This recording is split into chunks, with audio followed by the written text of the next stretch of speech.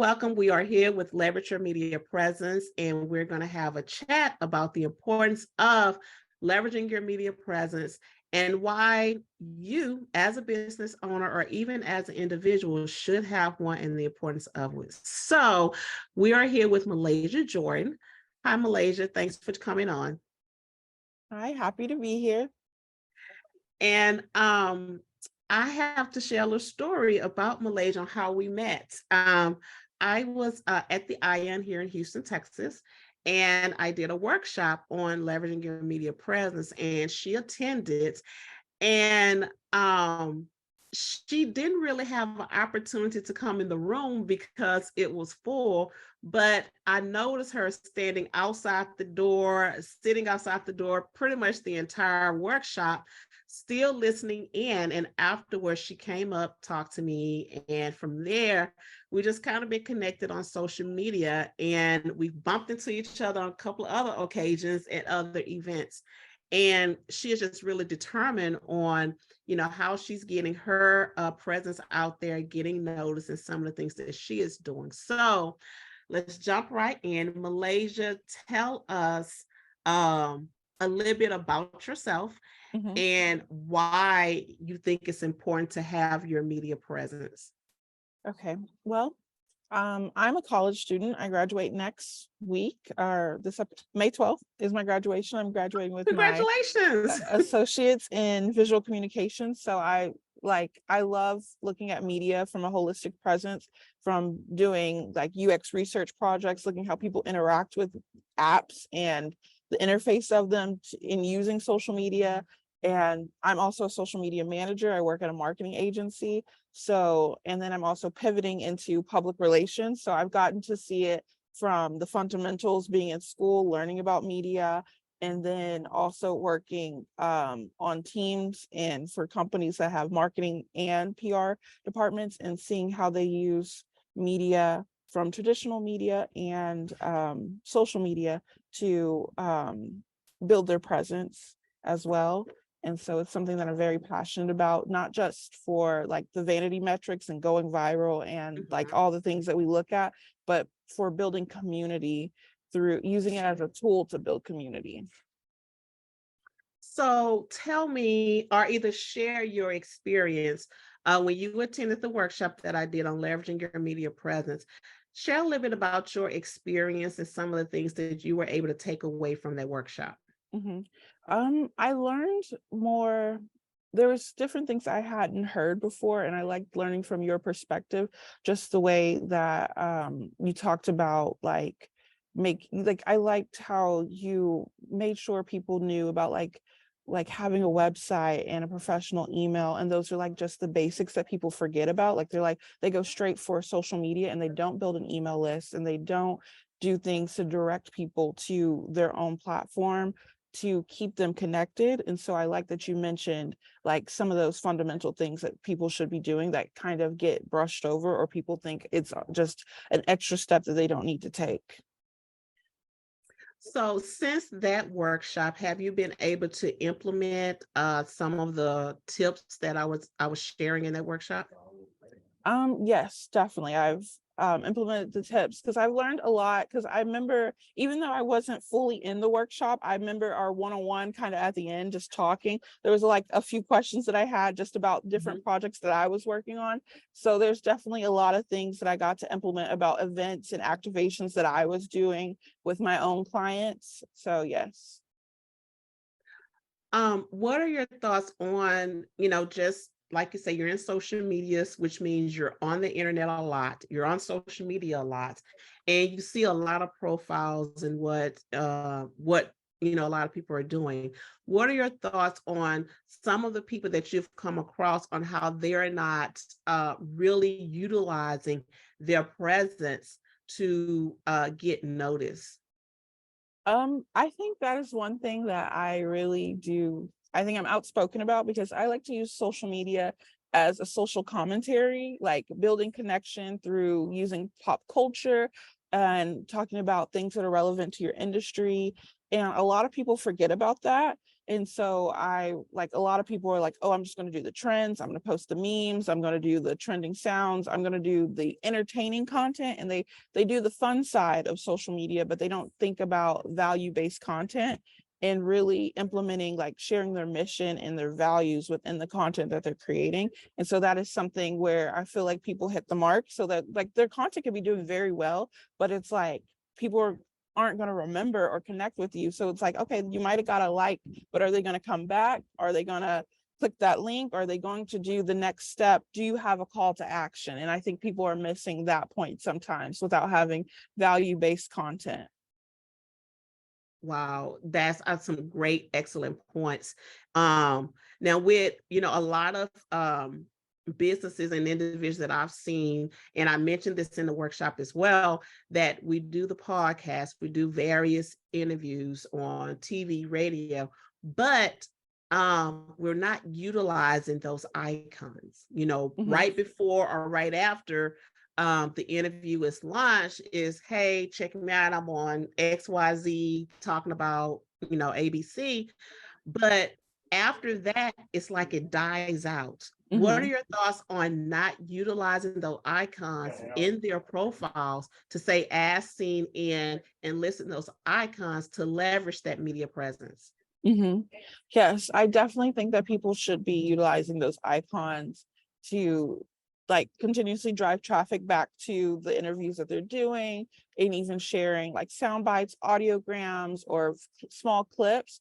That way people can like you can repurpose that content and use it as evergreen content. So I think that's a great way of utilizing it and to add value to your content, because then people can build a connection from like hearing you, and like kind of you can have a ripple effect by using that content. Right. You talk about value a lot, which is really important. And that's the whole purpose of also leveraging your media presence and utilizing, making sure that you have all of your information in a centralized place. Not a large PDF with, a number of attachments, creating that digital media kit and having all of those elements within that digital media kit. So adding that value and showing your value. What are your thoughts on, individuals that's not doing that, and how can it harm them by not understanding how to leverage that? I completely think like people should have a centralized and organized place for all that information, so that like even if it's off of social media, so like having some like a freebie that's connected to their email list when they are signing up, so that they can have that access to that content. And I think it is very necessary. Okay. In your business, as technology is rapidly growing, have you seen a huge shift where you had to like pause for a moment to not just really react, but pause for a moment to say, okay, I see AI and all these different things that's happening, even with Instagram now, um, adding where you could have additional links and things like that. Have you paused for a moment to say, okay, let me really think this out? Or did you just react to, oh, let me add links? Yeah, I really focused on like A/B testing the way I'm using social media. So it's like it's trial and error. Like, let's see what works. Yeah. So I've seen a lot of people say that they didn't want to use multiple links. I've seen people like, even when platforms change, like Instagram, I try to like, even with the verifications and all these new things, like there's so many different um things going on with social media and AI right now. So it's like using it and seeing what works, I think, is the number one thing. So I did have to take a pause, look at what's currently working, and then adding in things slowly, not just completely changing and trying to reinvent the wheel, but just seeing like, okay, this is working well. It's like 1 minute Instagram wants to push videos, next minute they're like, we're back to photos, and then we're doing this and we're doing that. And Mhm. so I just like, you kind of got to roll with the punches. And that's the same thing with TikTok. I was really worried about like TikTok getting banned.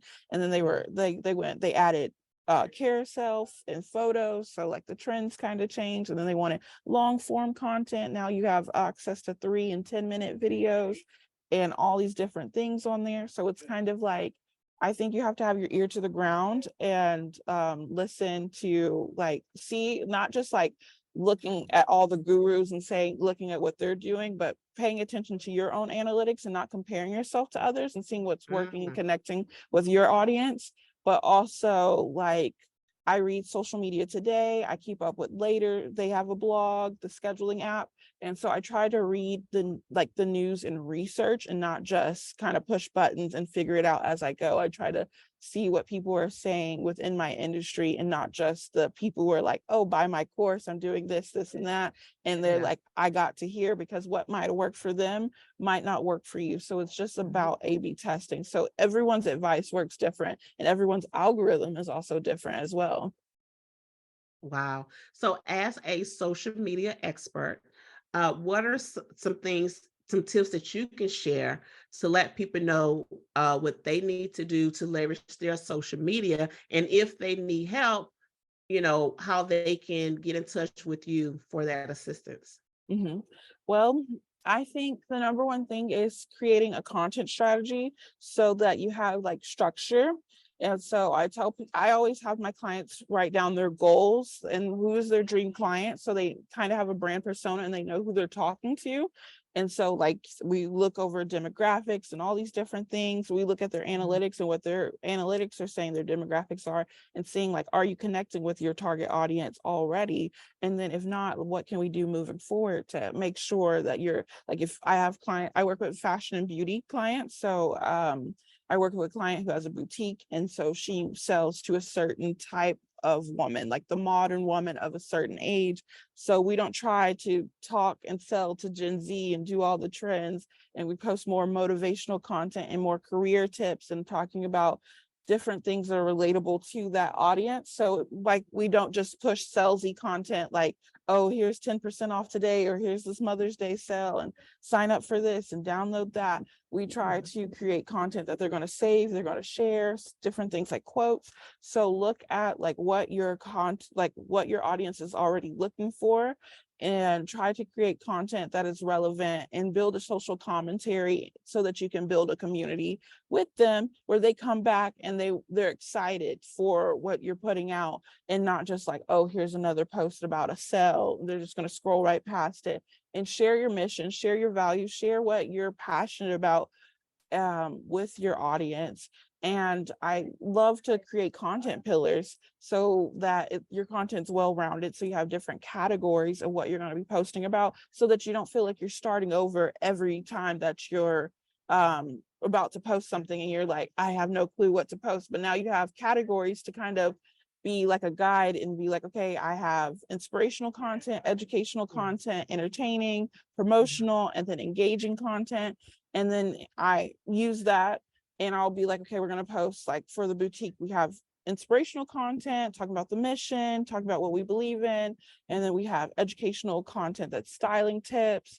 And then we try to have engaging content where we promote different women in the community, even if they not our customers or anything like that. We just try to promote and share women that are doing great things within the local area that she is, because we want shareable content so that we can have like connect with their community as well, because we think that our audiences will align. And so I try to think big picture like that with the content that I create, and different things like within the industries, because like I niche down and took on fashion and beauty clients, but I also work at a marketing agency that works with HVAC and plumbing companies. And so like I love to create potty humor content and be funny and like connect with Gen Z. And so it's like looking at like some clients are analytical, they want the facts, they want the tips, they want educational content, and some of them are emotional, where they want to connect, they want to hear your brand story, they want to know those, like they want to feel good, like when they're scrolling through your page, they want like to feel connected to you. So I try to like review what type of audience you have as well. So it's kind of a big thing. So I love to sit down and do brand strategies with people, because like that's a lot of research, and looking at doing market research and different things. Like a lot of people don't naturally think like about all those big pieces. They think about, oh, I just got to post, like I just got to get this out there, and not about all those things. So right now, you can connect with me on social media. I'm on LinkedIn, Maalesha Jordan, and then I'm on Instagram at Maalesha Marie. So those are two places where you can connect. I love to connect with people on social media, just because that's naturally where I already am very present. And so, yeah, I love to sit down with people and review what they're doing, and like help them move forward, not tell them what to do, but just different ways of how they can leverage what they're doing on social media. Okay, with that being said, and with what you do, I mean, it's a great connection to where what you do with social media and what others are doing to get on these other platforms to put themselves out there as an expert. What would be your final thoughts on leveraging your media presence and making sure they have all of the pieces put in place the correct way, and putting together their digital media kit to leverage their media presence? I think my final thoughts, I guess, are um number one, I just want to tell people take it one day at a time, so that they don't feel overwhelmed, because Yeah, like you could be like, oh, I don't have this, I don't have that, I got to do this. I think you should create steps and a timeline. So it'll be like, okay, I'm gonna build my media kit, then I'm gonna do this, I'm gonna do a brand photo shoot, I'm gonna, like, I feel like people should just like get a checklist and not feel like you have to do it all at one time, but just take it one day at a time. And then like be consistent is number one thing, and don't get discouraged. So I think those are my final thoughts. Do you think with doing that, attending one of our workshops will be beneficial to someone that's starting to put together their checklist to try to figure out what piece goes where? Yes, I definitely think that it would be a great way to get started, because I feel like sometimes people need a sounding board. And I think the workshop is a great way of like not getting overwhelmed or going down a deep dive where you're like, okay, I'm going to go watch this video and that video and go read this blog, where you sometimes get information overload. I feel like the workshop is the necessary amount of information for people, no matter where you are, like within that checklist. So I think it would be great for people to go back and check their progress, be like, oh, maybe I should try this next time. And then also for beginners who don't feel like they have a clue where they're starting, I think it would be great for them just to be like, okay, I know that I need this now. And so it's like, I'm going to take it one step at a time. So I think it's a great workshop for people to take no matter where they are, because I even learned a lot even from being someone who already studies and works in this industry. And I'm not a know-it-all. I'm always open to learning more from people. So I think even for me working in this industry for 3 years, I still have to like get reminders about stuff and learn and just get a refresher. Well, thank you so much, Maalesha, for coming on and having this chat with me.